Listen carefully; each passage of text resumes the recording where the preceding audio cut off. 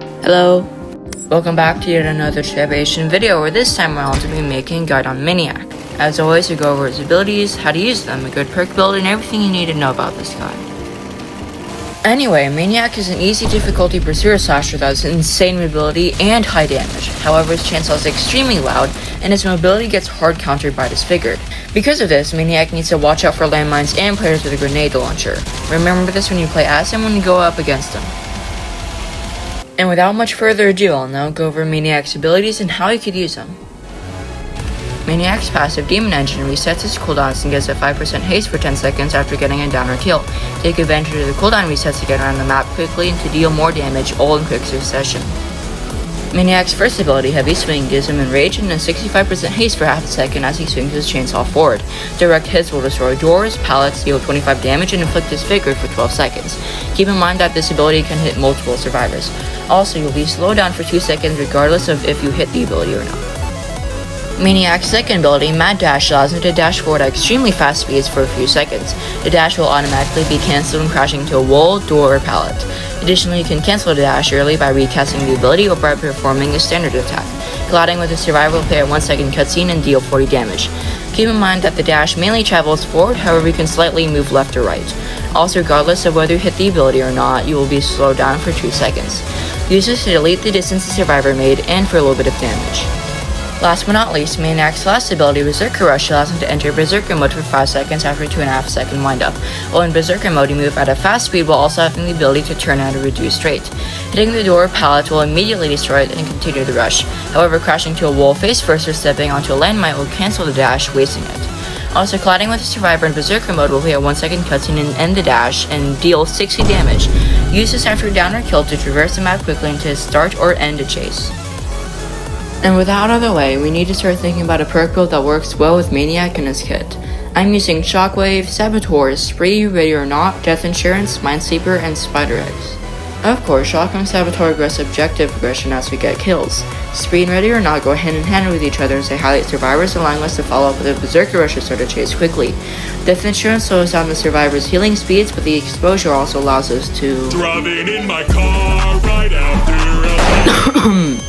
Anyway, Minesweeper helps alleviate a big weakness Maniac has, that being landmines.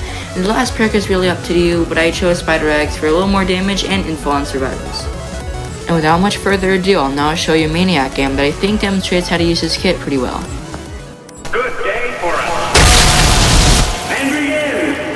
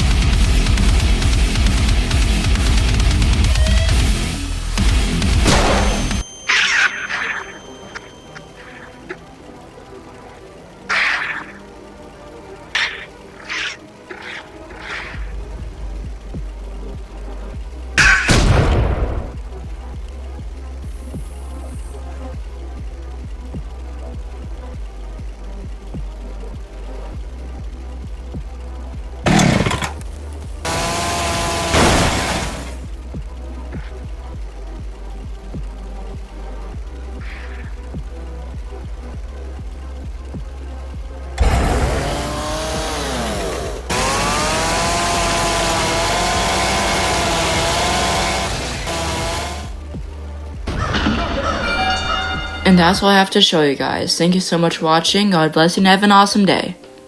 Psst, there's also going to be a blooper.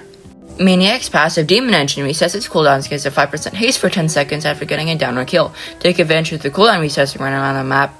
Bro!